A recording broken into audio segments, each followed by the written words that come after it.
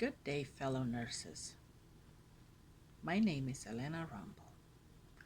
Today, for the nursing class 4050, Patient-Centered Care, I will present topics connected to care coordination, discuss evidence-based and culturally sensitive strategies for collaborating with patients and family members to attain positive health outcomes.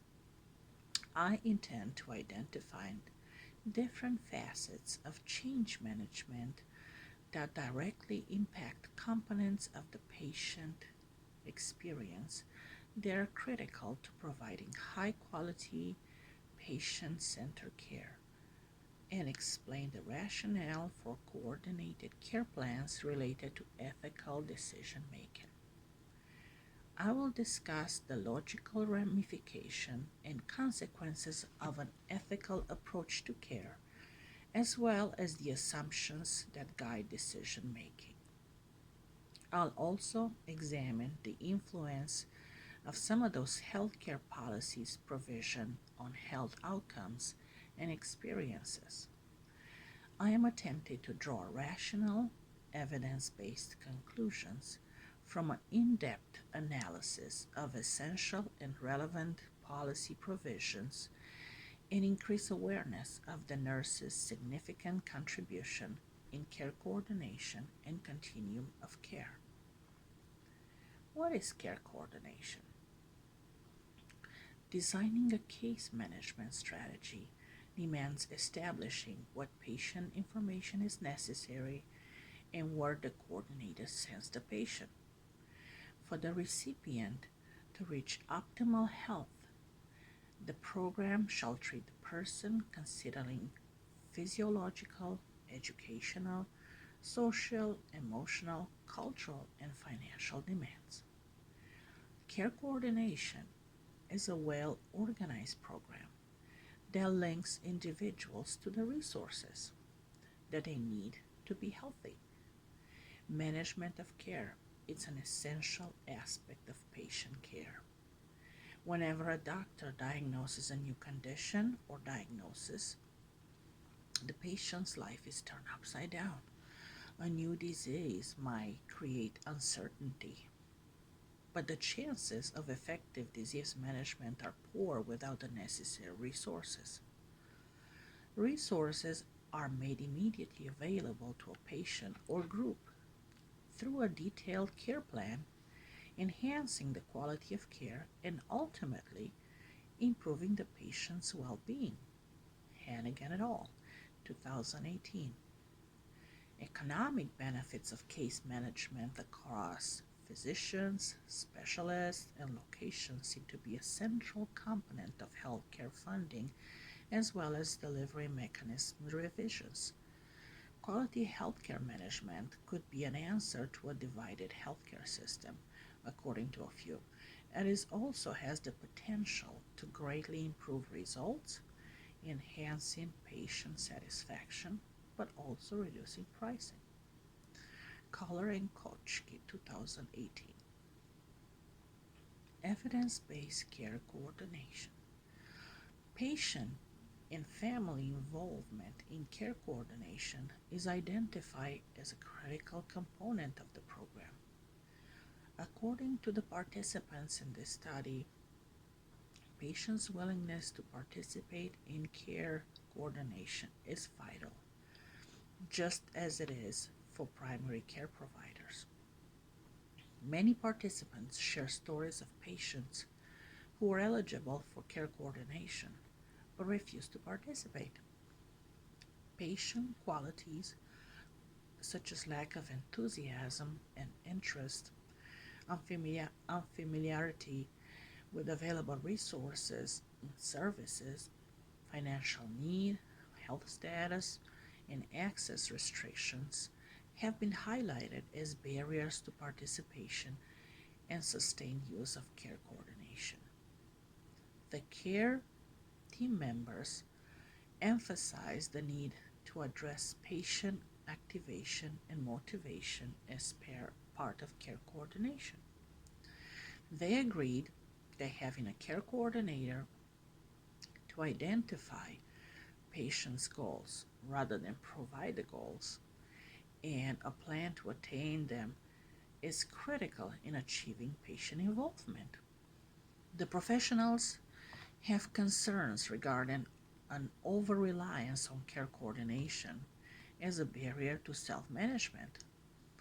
They explored improving patient adherence and reducing reliance on care coordination by identifying and engaging family or other caregivers who could work with them.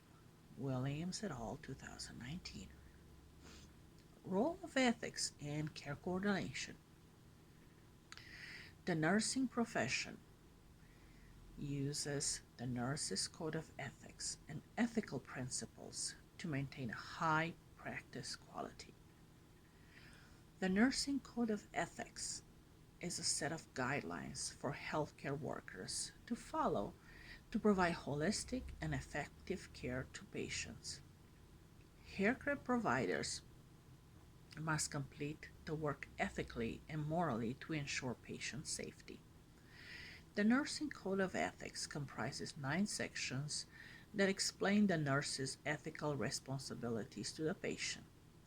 The nurse's responsibility is to set up, maintain, and improve patient care, ANA 2019. The detailed arrangement of a patient care plan is the subject of care coordination. This care plan must be compatible with the patient's attainable goals in order to be effective. The nurse establishes a framework for the patient to express their health objectives and requirements through encouraging autonomy. This provides a positive environment for the patient, which leads to better outcome. Hannigan et al., 2018. To preserve a patient care framework of care, beneficence must be practiced in healthcare. The act of prioritizing the patient's well-being is known as beneficence. As healthcare practitioners, it is our responsibility to assist and encourage the patient's well-being. We must examine the patient and identify which resources would best enhance the patient's well-being while coordinating a plan of treatment. The principle of non-maleficence is founded on the notion, above all else, do no harm, ANA 2019. The justice principle emphasizes the patient's right to equitable and just treatment. This principle is especially critical when putting together a coordinated treatment plan for the patient. The patient must receive tailored care that is beneficial to both the patient and the families, because no two people are the same. No two care plans can be the same.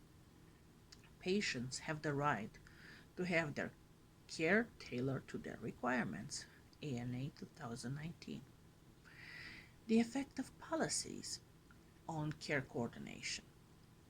Legislators design healthcare regulations to ensure their organizations provide patients the best treatment for every specific condition, guarantee all patient safety and well-being, and receive the same level of treatment. The Affordable Care Act of 2010 is an excellent illustration of policy provisions. It is far from being perfect, but a project as large as the Affordable Care Act may deal with stumbling blocks along the way.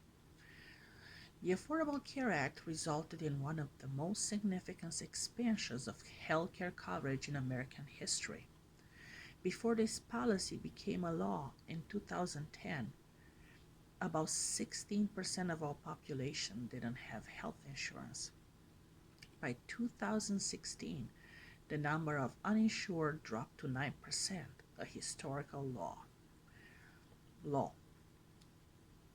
Since the executive branch implemented the Affordable Care Act, over 20 million Americans have obtained health insurance coverage. Coverage increased across all income levels and among children and adults due to the Affordable Care Act and discrepancies in coverage between races and ethnicities have decreased. The expansion of Medicaid and the debut of the health insurance exchanges for the private coverage were two of the American Affordable Care Act's most significant coverage expansions measures that went into effect in 2014. These programs currently cover 10 million of people in the United States. Nicole Rapfogel, 2020.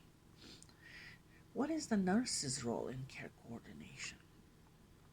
According to the American Nurses Association, nurses play a critical role in care coordination plans implementation.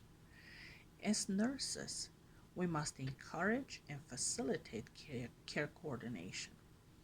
Registered nurses' skill sets include designing a personalized care plan with other participants of the interprofessional team, especially for high-risk patients, healthcare consumers with serious health issues, and their caregivers. Nurses must work with an interprofessional team to manage resources, to develop a care plan for a specific patient as an element of delivery of healthcare. The nurse's role in patient-centered care coordination is critical because she collaborates with the patients and also a variety of clinicians to develop an effective care plan. In 2019, as registered nurses, it's our task and duty to encourage and support outpatient health.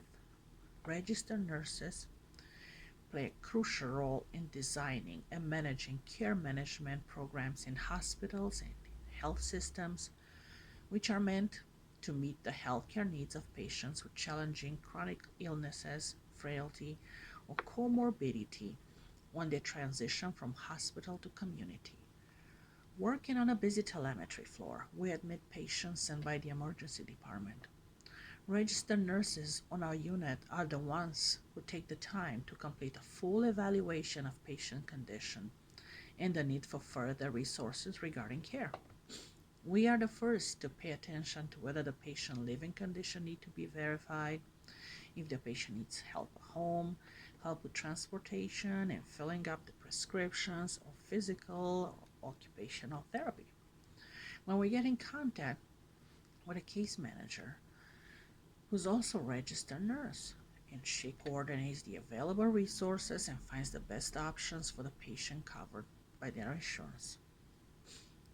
In conclusion, care coordination is an essential aspect of ensuring high-quality patient care. Care coordination is critical for patients with chronic condition to organize different resources. It might be determining factors in disease management compliance. Healthcare practitioners could reduce the likelihood of fragmented care for those high-risk patients by coordinating their care. In addition, the number of emergency room visits and hospital admissions could be reduced. Coordinating patient care, it must be patient-centered, and it should be a focus and an obligation for all healthcare providers. Thank you for listening to my presentation.